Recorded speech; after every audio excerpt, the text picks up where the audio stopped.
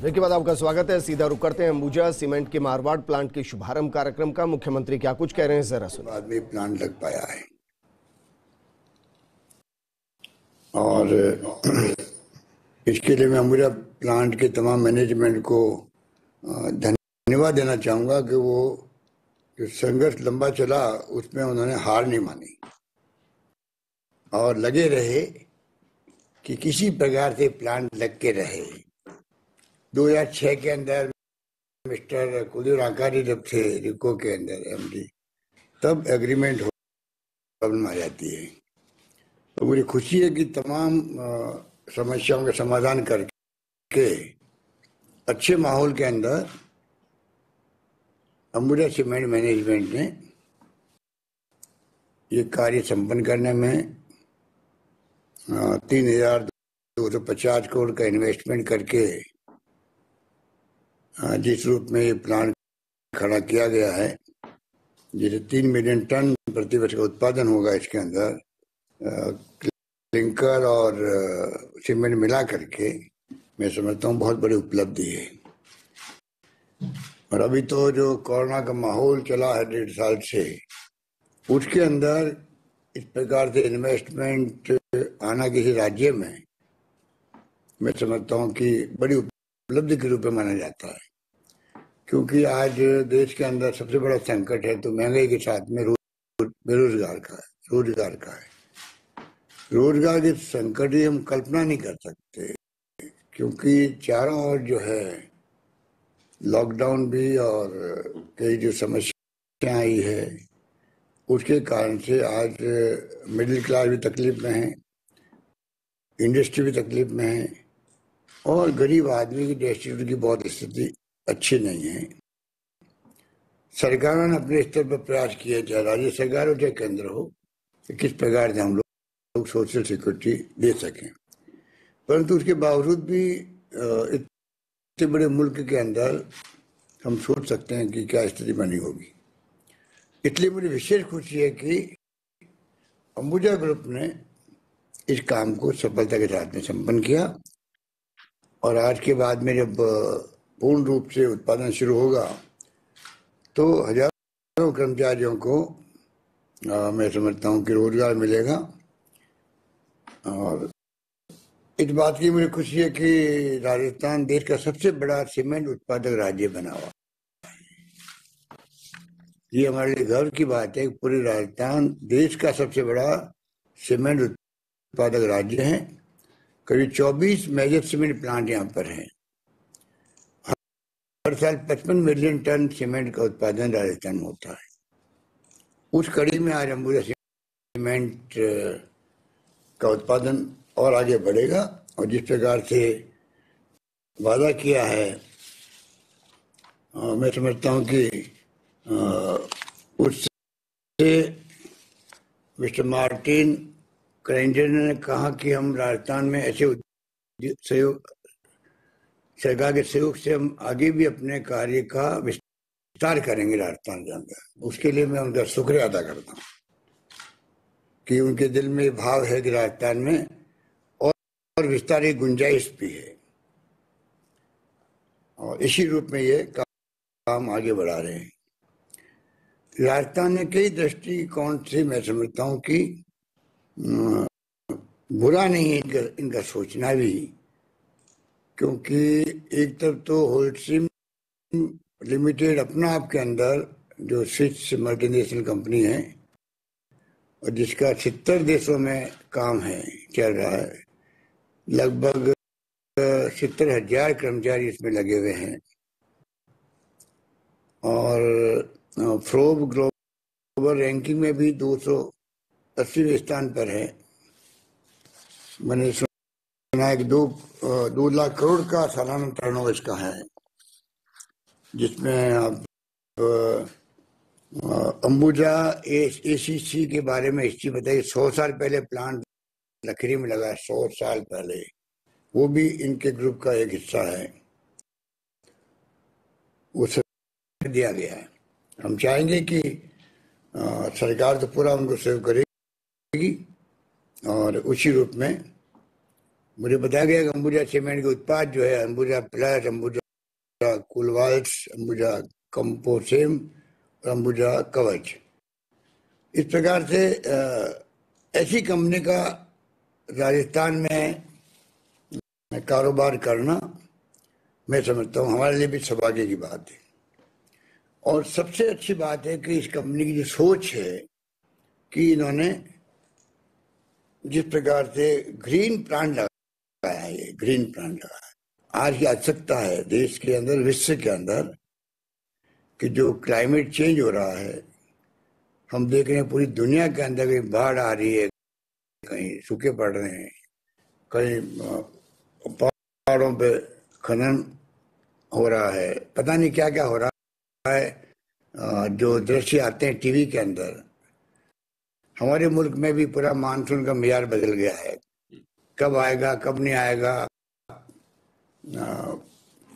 जिस प्रकार मानसून की भविष्यवाणी होती है वो भी कभी पूरी होती नहीं है, होती भी है तो कहीं बाढ़ है तो कहीं अकाल है। आज भी राजस्थान के अंदर, पश्चिमी राजस्थान में तो सूखा पड़ने की स्थिति पैदा हो गई है, जोधपुर और बीकानेर डिवीजन में, और बाकी एरिया में कई जगह बाढ़ की स्थिति बन गई है। तो ये मानसून का और ग्लोबल वार्मिंग का ये कारण है। उसके अंदर अगर ये कंपनी की सोच ग्रीन प्लांट लगाने की हो, और मुझे बताया गया होलसिम का एक एम बना रखा टारगेट 2030 तक हम लोग शून्य कार्बन उत्सर्जन का प्रयास करेंगे।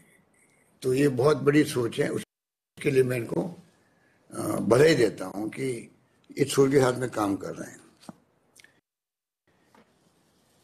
बाकी तो एमएसएमई का एक्ट बता दिया हमारे मंत्री जी ने, और जिस प्रकार प्रमोद भाई ने कहा कि हमारे लिए तो राजस्व के लिए भी माइनिंग का दोहन बहुत जरूरी है, तो खनिज संपदा का दोहन हो, ये हमारा बड़ा प्लान है। हम चाहेंगे कि राजस्थान में खनिज संपदा के भंडार भरे पड़े हैं, कई तरह की संपदा है जो और राज्यों में नहीं है।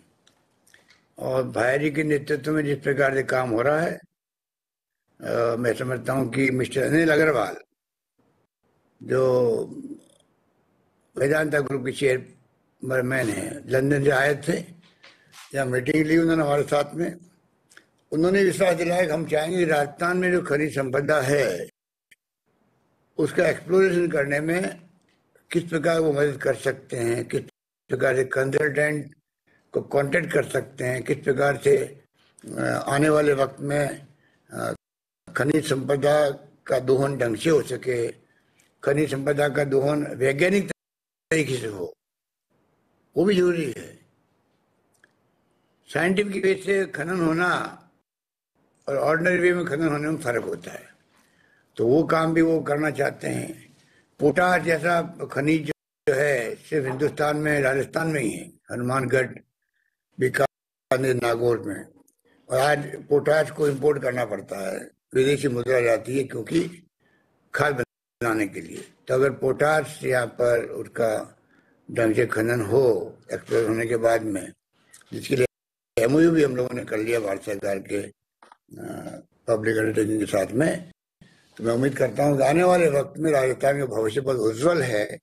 खनिज संपदा का दोहन हो, इन्वेस्टमेंट आए, इंडस्ट्री लगे, और साथ में हम लोग आगे बढ़ सकें, क्योंकि रेवेन्यू के सोर्स जो है हमारे राजस्थान में और ज़्यादा नहीं है। टूरिज्म है, खनिज है मुख्य रूप से, इसलिए।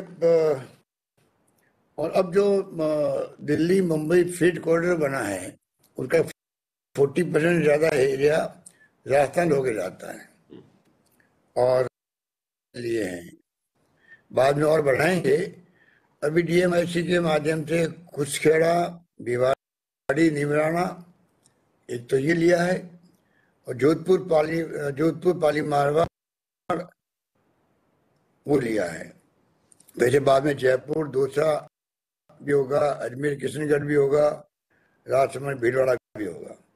प्रथम चरण में जो है भिवाड़ी, निमराना का जो सेक्टर लिया गया है उसमें करीब 1733 हेक्टेयर भूमि पर जोधपुर पाली मारवाड़ जोन का विकास भी होगा और भिवाड़ी निमाड़ा और जोधपुर पाली मारवाड़ का विकास जो साथ साथ होगा, ये करीब 1733 हेक्टेयर भूमि पर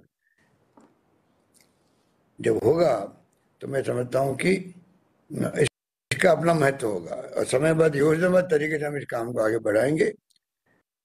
और इसी रूप में काकानी, रोहित, बड़ानाड़ा सहित जो है जोधपुर पाली मारवाड़ के औद्योगिक क्षेत्र व उसका मल्टी मॉडल लॉजिस्टिक हब का विकास करने का प्रयास करेंगे। तो ये 2 क्षेत्र पहले लिए गए हैं और मैं समझता हूं कि उसको भारत सरकार से भी इन प्रिंसिपल परमिशन मिल गई है।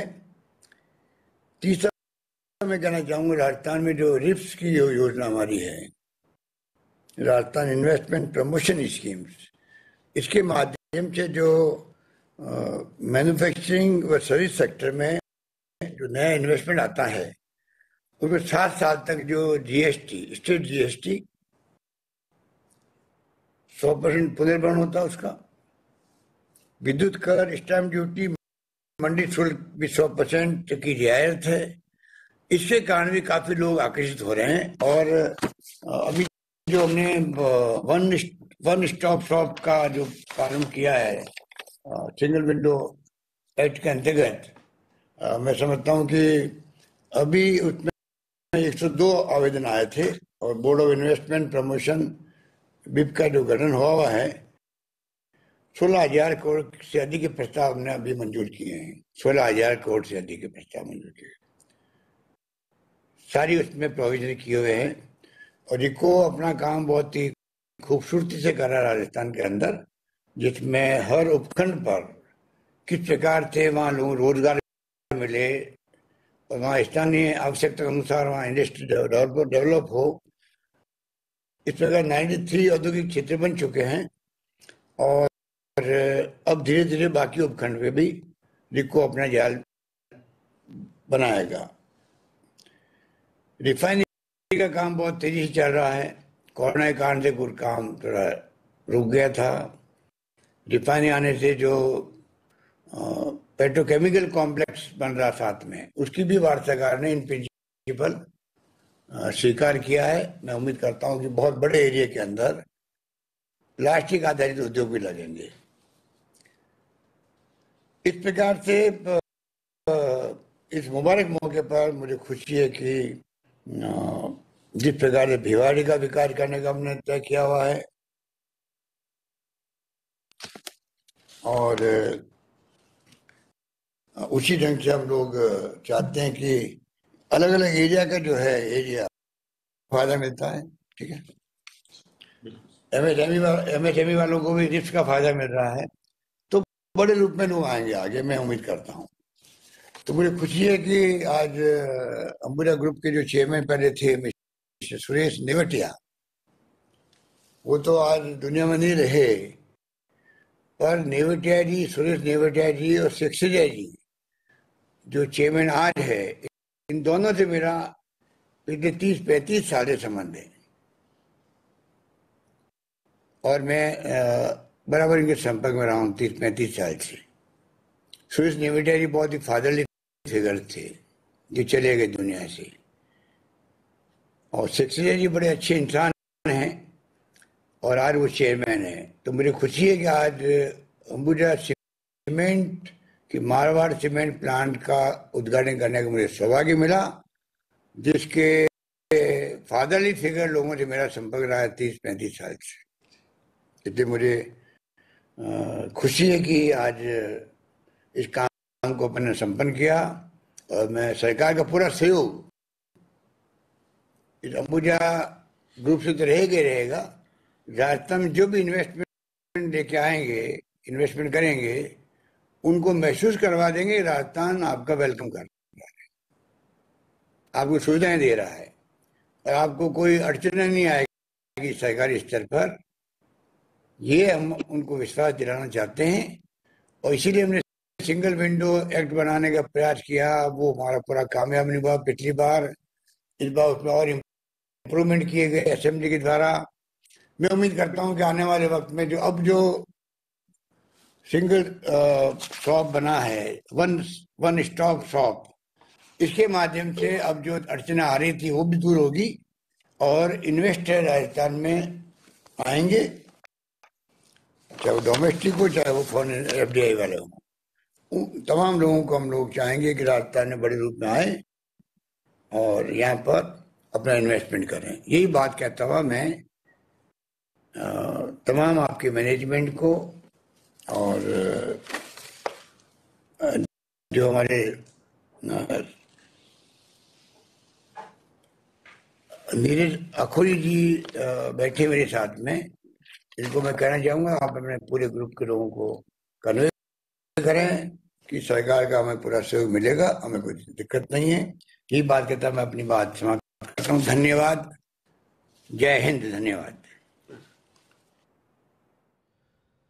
मुख्यमंत्री अशोक गहलोत ये बता रहे थे किस तरीके से सीमेंट के क्षेत्र में राजस्थान अग्रणी राज्यों में शामिल है, किस तरीके से यहाँ उत्पादन होता है। एक प्लांट और लगा है, सबसे बड़ा प्लांट भी राजस्थान के अंदर ही है।